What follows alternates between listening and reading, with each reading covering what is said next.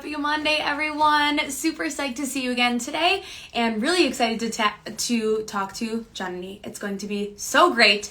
She's presented for a few Art Ed Now conferences and has some really amazing things about starting conversations. Hello, she's already here, y'all. She's on it.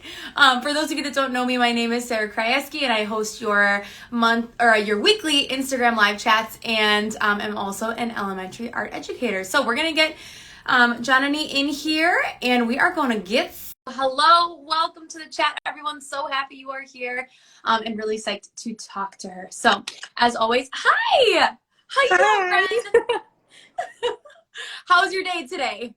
Oh, it's been exhausting and weird. This is only our second week in person, so I'm really just getting used to seeing like so many students every day in person again. But it's been good. I just got home from work. You look energized, like it's exciting, it's a good change, it's nice to see the kiddos, right? But it is definitely hard. So let's start really quick. Can you just tell us about you, what your teaching looks like this year, how long you've been teaching? Just tell us a little bit about you as an educator. Of course. Hi, everyone. My name is Janani Nathan. I'm a high school public school teacher in Chicago, and we just started going back in person. We're doing hybrid learning right now, but we've been virtual all year, which has been a blessing and also really difficult. So it's been hard. And this is only my fourth year teaching. I'm kind of a baby teacher, but I've been learning a lot and I'm so excited to talk to y'all today. You don't seem like a baby. I mean, I feel like 4 years you like kind of got it down, but we've talked many times about how this year definitely feels like it's your first year. I'm like, wait, is this my first year teaching? Like, it's so hard. And especially since you're essentially having your first days of school, like in the last few weeks. So you're just seeing your kids for the first time in person now, like months before school's done. It's crazy. Yeah, that's really true. Like everything that was really, really tough to understand my first year teaching has been like a whole new lesson this year to be, I don't know, I think a lot of teachers are still learning how to be good at teaching virtually. It's so hard. Like, I don't know how those teachers do it. It's difficult. It's very difficult. And, you know, part of our conversation today is going to be all about starting difficult conversations, but also you're super, super great at infusing your community into your curriculum, which I'm super psyched to talk about because I think especially at the high school level, but really I shouldn't put a stipulation on it. At any level, it's so great to have the community come into your classroom and tie into what our students are seeing and living and loving, right? So let's back it up a little bit here because your handle is crying in school. And I always look at it and it makes me giggle, which it shouldn't, because I know, well, I don't know if it makes me giggle, but can you just tell us the story about why that's your Instagram handle? Because we want to know. Well, okay, it's for a few different reasons. One thing was just that I made my Instagram while I was student teaching, and we were talking about how like student teaching is the worst. It's so hard. It's so hard. And so at that time, it really was like I was crying in school every day. But I just really like the idea of like being able to be vulnerable inside of a school setting. I think that's really hard to do. And it's something that I try to get students to do all throughout the year. And so that's a big part of it.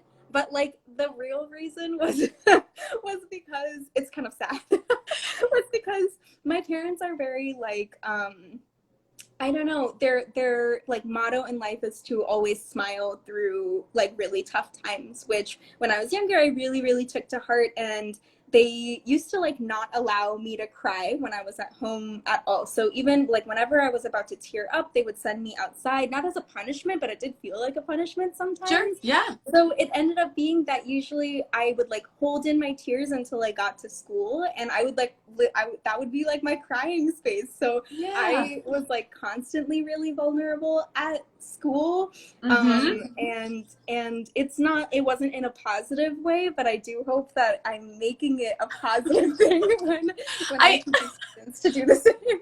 I mean, because I feel like that story is heartbreaking, but like I get the theory behind it, right? Like trying to encourage, but like at the same time, feelings are feelings and sometimes we can't help but feel them. But I love how you're taking that childhood feeling and memory and turning it into something where you're like, this might be a thing that my students are struggling with, and how can I show them by modeling that I can also be vulnerable and that it's okay to do that, right? Yeah. So you are quite the role model, and now y'all know why crying at school over here, it's just like we're just living our best life, and sometimes that means tears, right?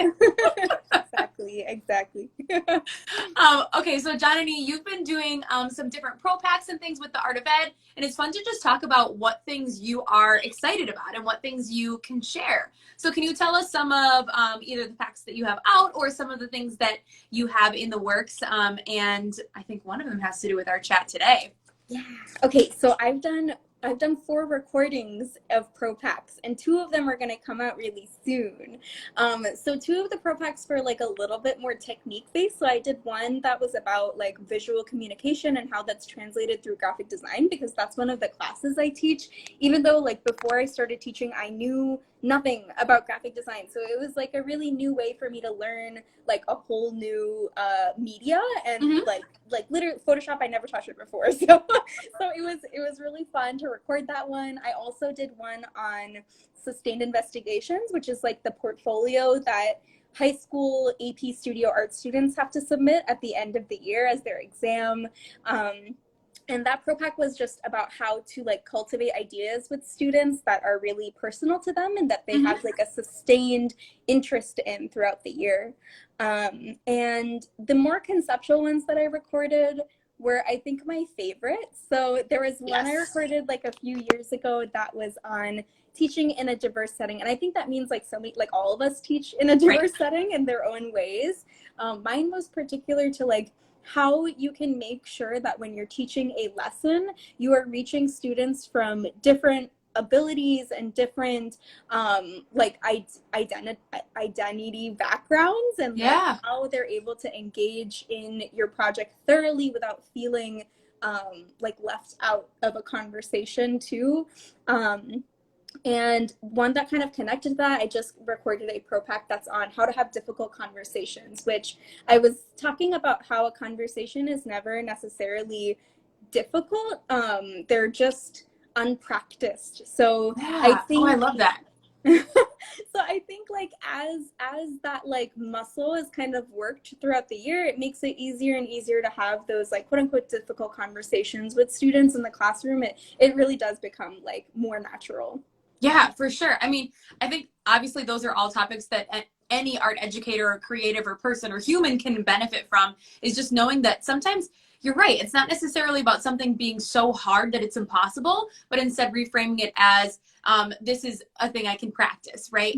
With anything, we know how important practice can be, and that's no different for being an artist in the way you talk about things, right? There's so many ways to be an artist. So I think that's incredibly important. Now, can you give us some of like the hints or give us like a little sneak peek into specifically those difficult conversations? Because especially now we're really trying to, as educators and as people, really dive in to crossing those uncomfortable boundaries, right? Or maybe people that wouldn't consider having conversations in the classroom before are really trying to focus on that. So can you tell us some of the things that you have found have worked for you, or something that you think would be a good suggestion to start that conversation with your students? Yeah, and like first off, I feel like all art teachers do such a good job of implementing these like more intimate, like emotional conversations in the classroom, even if they're in subtle ways. Like especially this year, like you said, I've had so many teachers from other subject areas like contact me being like, hey, I really want to talk about like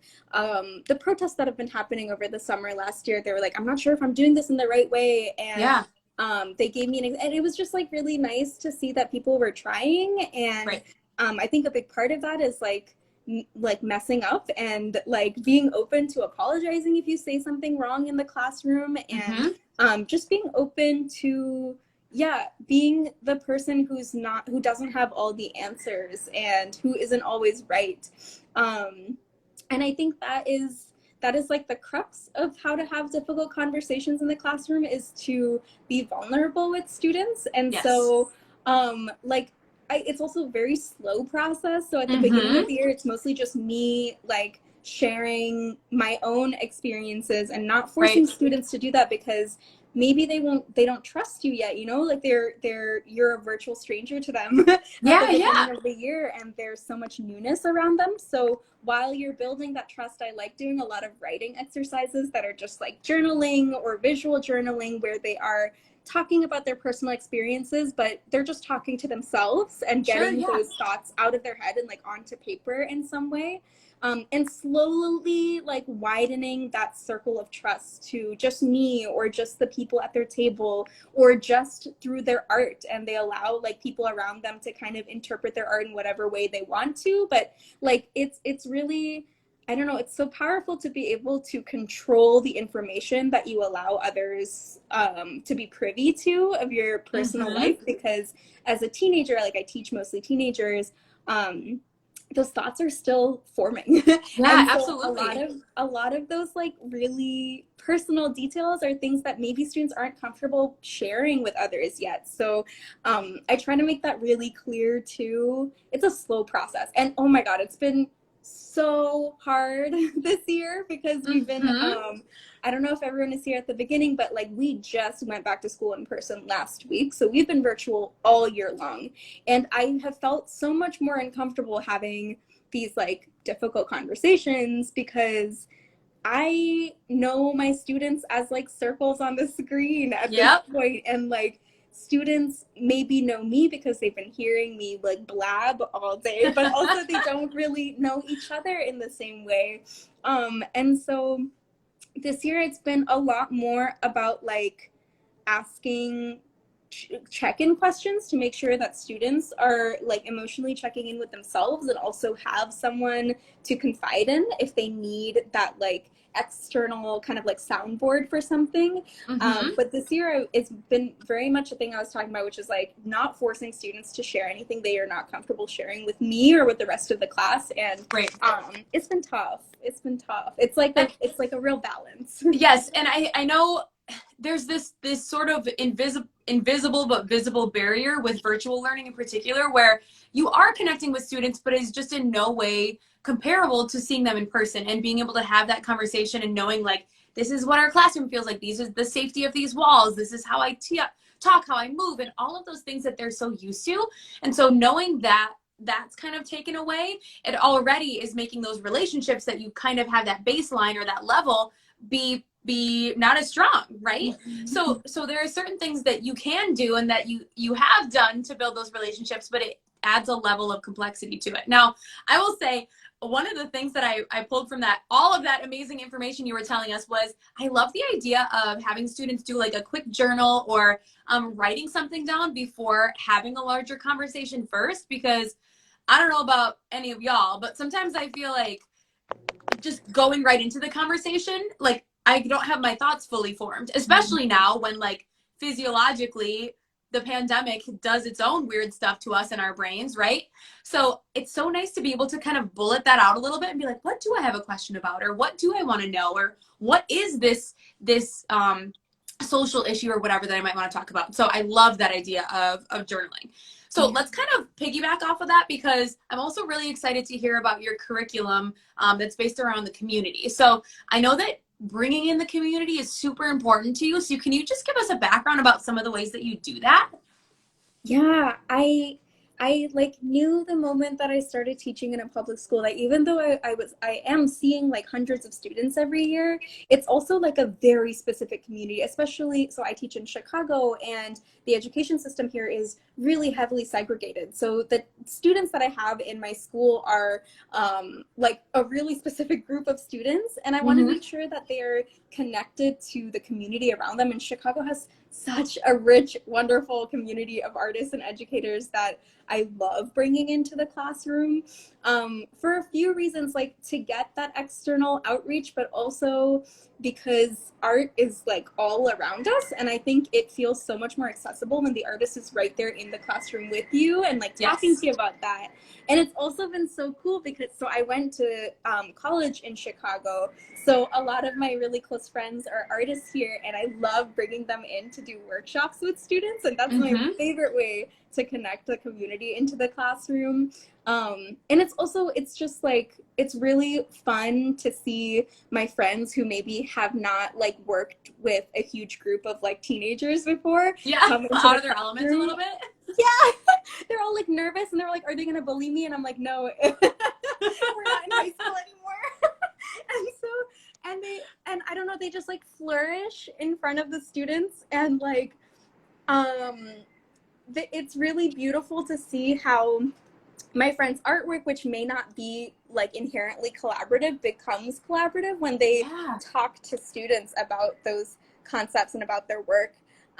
So I love doing that. Like, for example, one of my friends, Anwar, makes these incredible, like huge murals about like taking Greek mythology and like centering himself as Venus and like recreating all of the characters from Greek mythology to be queer brown people who Anwar is surrounded by in his community.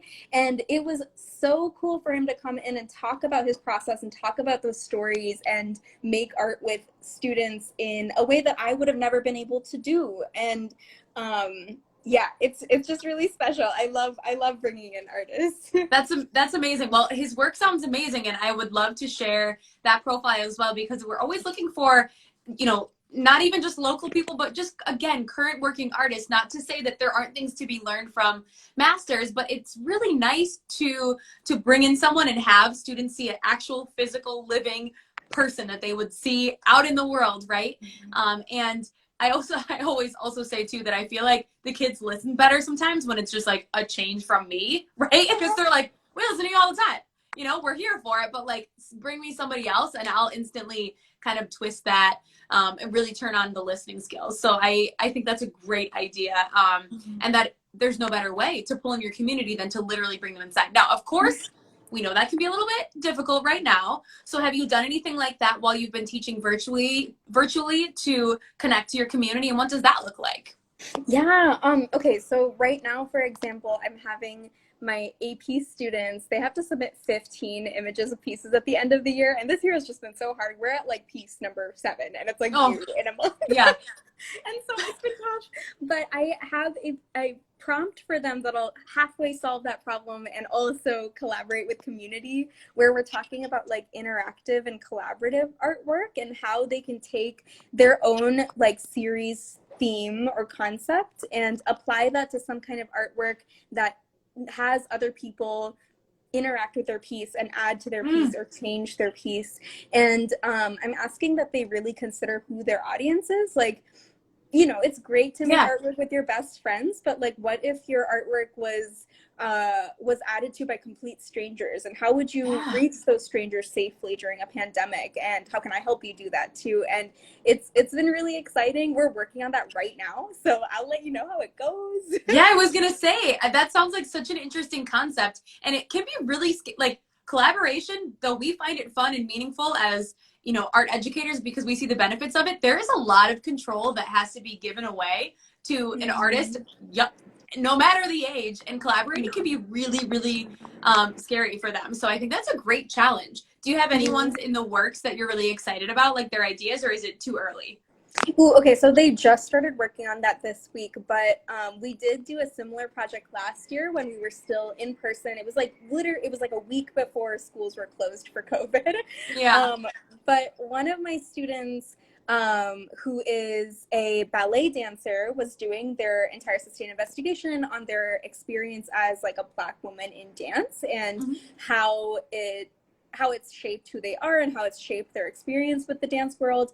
And one thing that they shared with me that I had no idea about was that when they're preparing for a performance and they have their, I think they're called point shoes, right? The ballet slippers. Yeah. They come in a light pink color, but you have to change the color to match your skin tone, and they don't come naturally in other skin tones. So before every performance, she has to use foundation and do something called caking and make her ballet slippers match her skin tone. And she said it takes so long, and because like the slippers get worn down so quickly, she has to buy like multiple, one every month or so, something like that. And I was like, I had no idea that that was something that dancers of color had to endure. And so her interactive piece was bringing in all of her old slippers and mixing together a bunch of like acrylic paints and having people like color match to their skin and paint those ballet slippers. And I don't remember if she did this, but I really wanted her to like record how long it took people, because color matching with the paints is really hard, and also making the shoes seems really difficult. I don't know, but yeah, that was so interesting. It made like the audience learn something new about this craft that they maybe didn't know before, and empathize with it too. It was really cool to see. Yeah, what a beautiful lesson, and really kind of brings you into her world a lot, right? It makes you feel like you're kind of part of what she's feeling and what she's going through, and then also encourages you to then participate. So that's a great way to bring that community closer too, and also challenging your students to think, well, of course you can make a piece of art that's just for you that you create, but how can we take that a little bit of a step further, and have people participate too? So let's talk even just a little bit more about the community-based curriculum, because I know, at least for some art educators, we live in our bubble at times, and though that can be really powerful and really a great way to introduce our students to artists and to the ways we create, it can be incredibly more powerful to broaden that bubble and include our own community. So what else do you, just my question here too is like, why do you feel like it's so important to bring in the community? And what do you want your students to learn from connecting with the community specifically? I think it's a lot about how, well, you mentioned how a lot of art teachers feel like they're in their little bubble. And I feel that way too. Like teaching can be really, really lonely, especially teaching art can be really lonely if you don't have like a big department at your school, which is really rare to have too. And I think that being in a school for like 7 hours a day every day for students can also feel really stifling. Like, of course, it's required. Like every single young person is in some sort of like educational facility, you know, like it's required. But also I hope that the art classroom allows a little bit of like autonomy and power for students to kind of decide their own curriculum and decide the way that they're connecting with the people around them, because that's not available in a lot of other subjects. So I think that art is really special in that way. And I think bringing in the community also shows that like their artwork doesn't just belong in the hallways or just belong like on my walls, even though it does. Like I love putting it up on the walls, but it's something that can really affect, if not change, just like they can insert their voice and insert their power into the community outside of the school too, in really, really wonderful ways. And it's totally possible. Like it's not out of their reach just because they're 15 or 16, you know, it's like, it's something that they can do outside of just an art assignment that I tell them to do.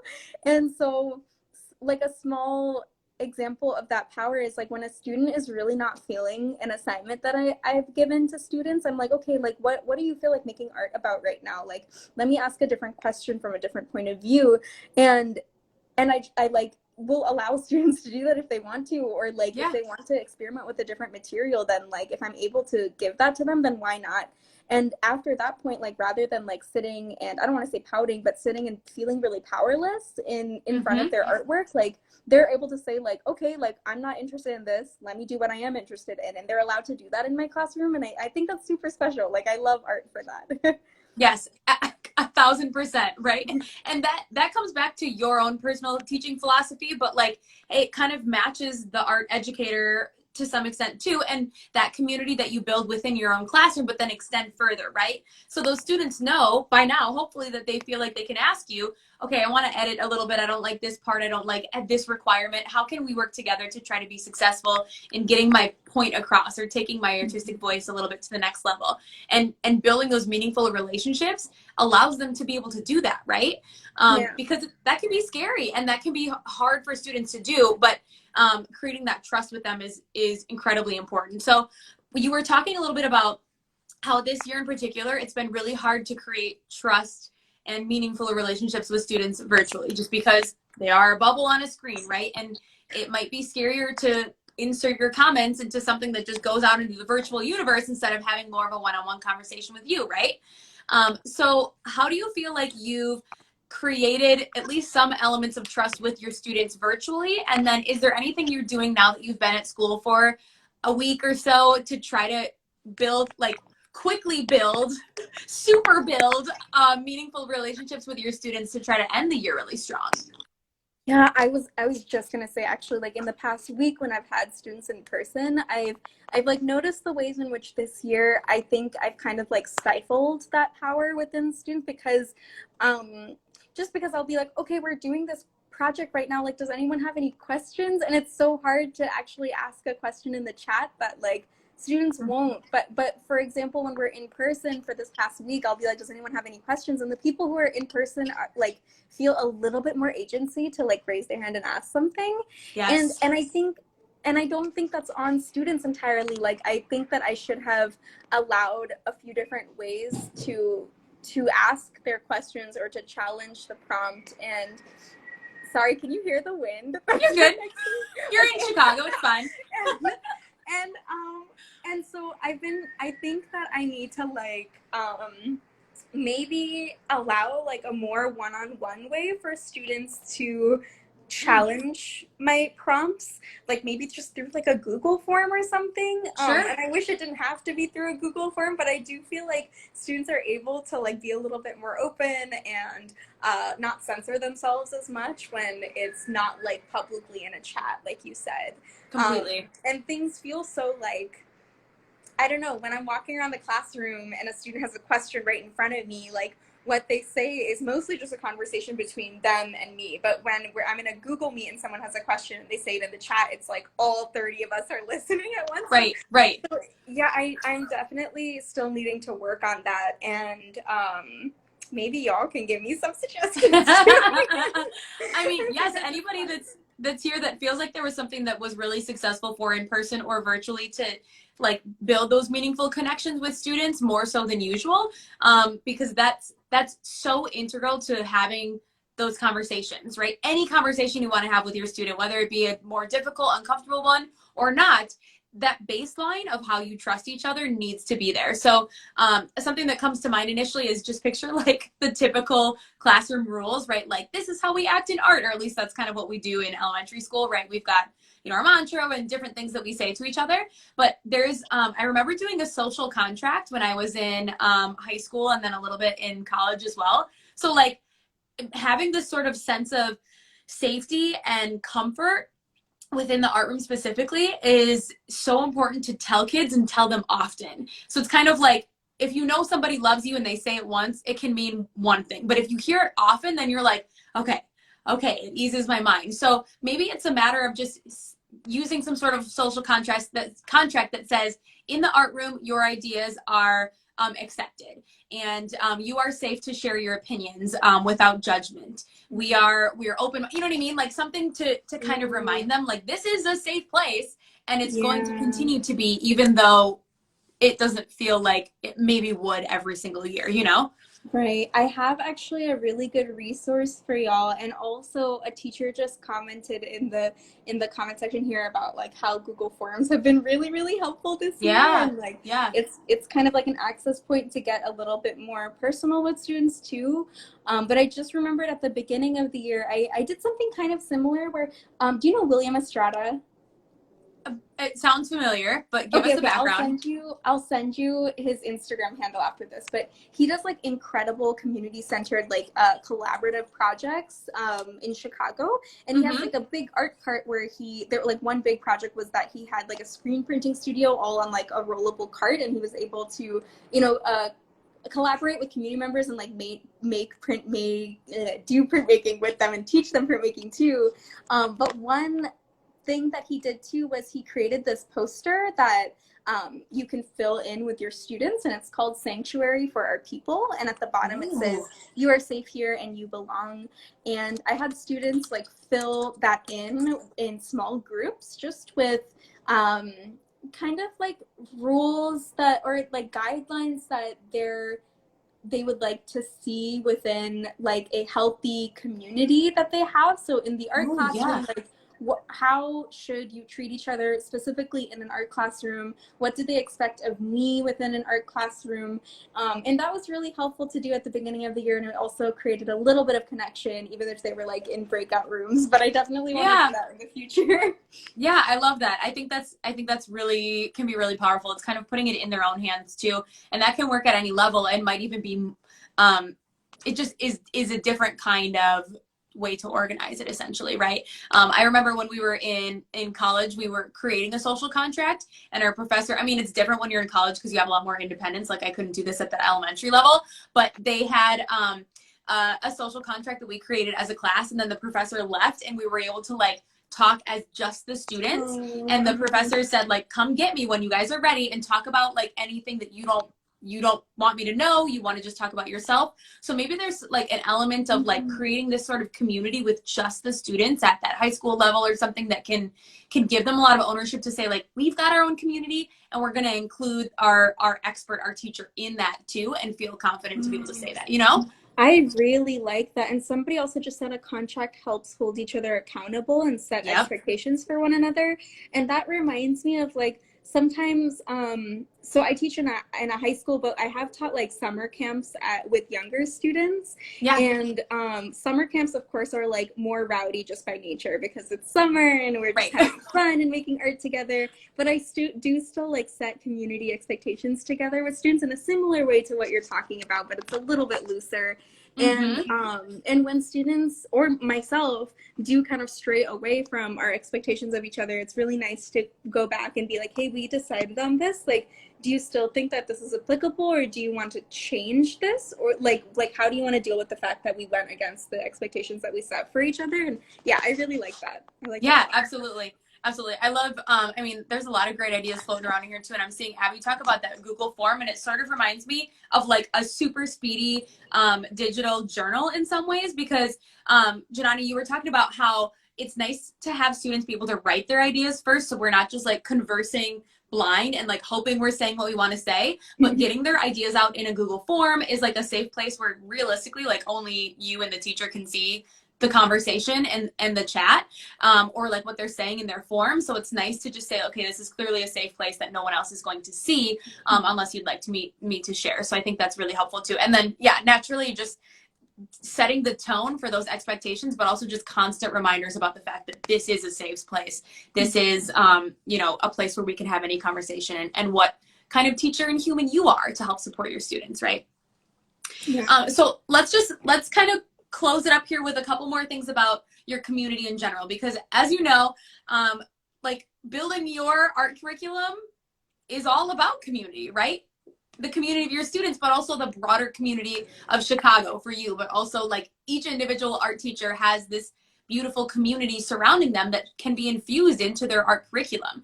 So can you tell us any other favorite maybe lessons or projects that you've done to infuse community work into your students' lessons? Ooh, yeah. Let's see. Ooh, okay. So one project that I really love doing every year is like some sort of animation project, because I just think it's so wonderful to see something that's static turn into like a moving, kind of like living, breathing piece of art too. Yeah, you have a few of those posted up to interrupt on your Instagram, and they're really cool. They're so cool. They're super cool. Oh my God, especially in graphic design, I love doing that, because like graphic design doesn't come very naturally to me. Like digital art doesn't come very natural to me in general. So trying to find ways where the artwork can become like emotional and like alive is so cool. So I really love doing animation. And also I'm so open to sharing like my demonstrations and stuff with y'all. So just message me and I can forward that to you. But specifically for that one, like we didn't do this year, but in the past I've had students make an animation about like a repeated kind of ritual that they do for themselves to care for themselves. And this year was a little different because we were also talking about how the things that we once thought were like self-care might not be possible or accessible to do during quarantine or while we're at home learning virtually now. And they might actually do the opposite. Like maybe some of the things that were self-care before are really anxiety inducing. Yeah, so, absolutely. Yeah. So we were talking a lot about how like the idea of Flickr is always changing along with you and evolving along with you. And they were creating like short looped animations. They were like 30 to 50 frames, except for students who got super into it and they had like 200 frames. And they were like, go. Yeah, I was like, okay, go for it. And so they were like doing visual interpretations of these actions in creative ways, because I was like, if you're animating this thing, it doesn't have to be something that you could have just recorded in a video. So how are you going to abstract it and make it like more you?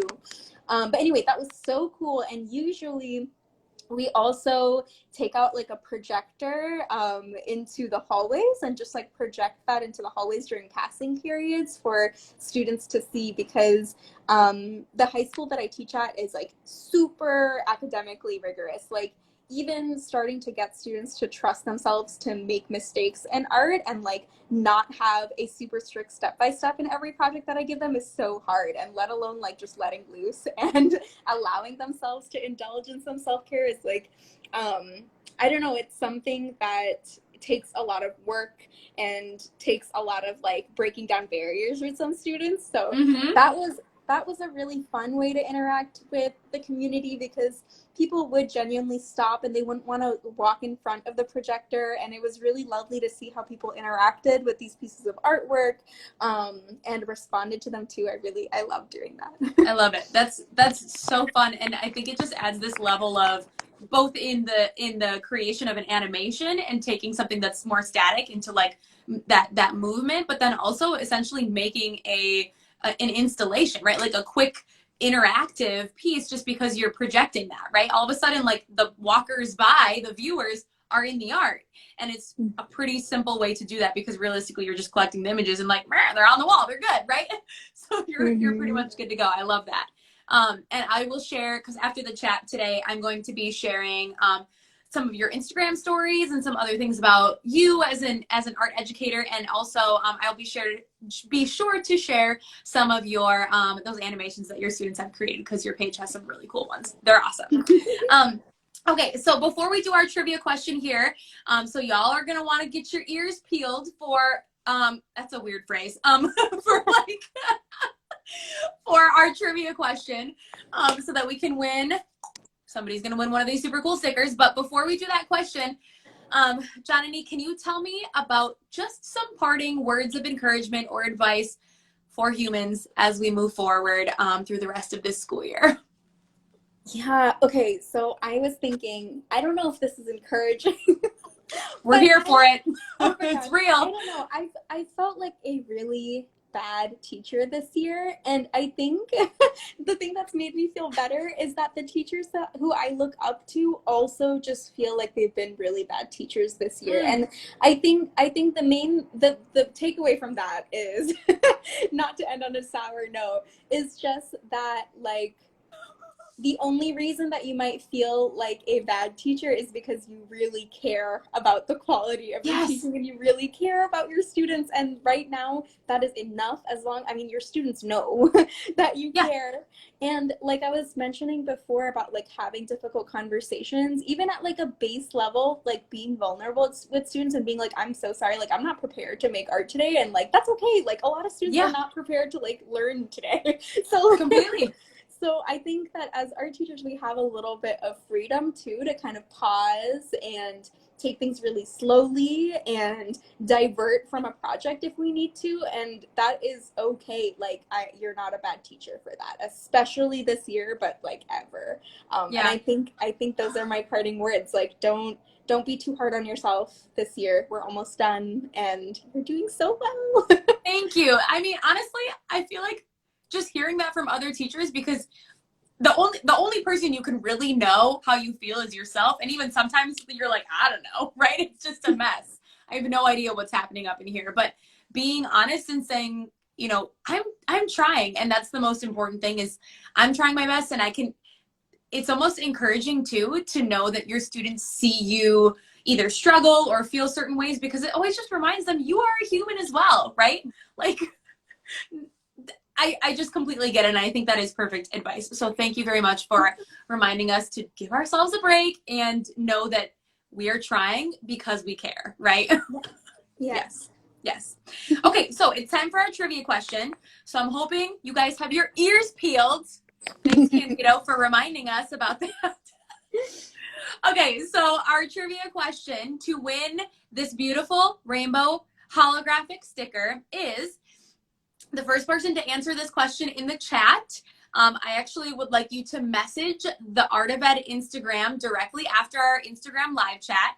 So instead of me reaching out to you this time, I'm going to have, if I say you're the winner, you're just going to DM the Art of Ed and say, yo, I won the sticker. Here's my address. And then I'll send it to you. But here is your question. Okay. Think back to our title. Who does Janani think should be involved in your art curriculum? What's funny is it's like we have to wait 10 seconds because there's a lag, so they're all just hearing this question. But we're like intensely waiting. Oh, I didn't know that. Who I know. Trust me, I promise. Who does Janani think should be involved in our art making curriculum? I'll give you a hint. It's an alliteration. Yeah, you know what? Yeah, okay, the community and students. Yes, I'm gonna say Candido and Rudy are my two winners for that. So Mr. C Crespo and RUDYEAH. If you send your address to the Art of Ed Instagram in a DM, I will send you a dope sticker. So thank you all for participating today and for watching our chat. As always, I will be saving this wonderful conversation to our IGTV tab so you can watch it and share it after the fact. And then I will be sharing a few more little articles and some fun things from Janani, including her animations and some of the other fun things that y'all have done. Yay! So thank you guys for joining, and we will see you next Monday for another amazing chat. Thank you so much for joining us. Thank you. All right, have a great Monday, friend.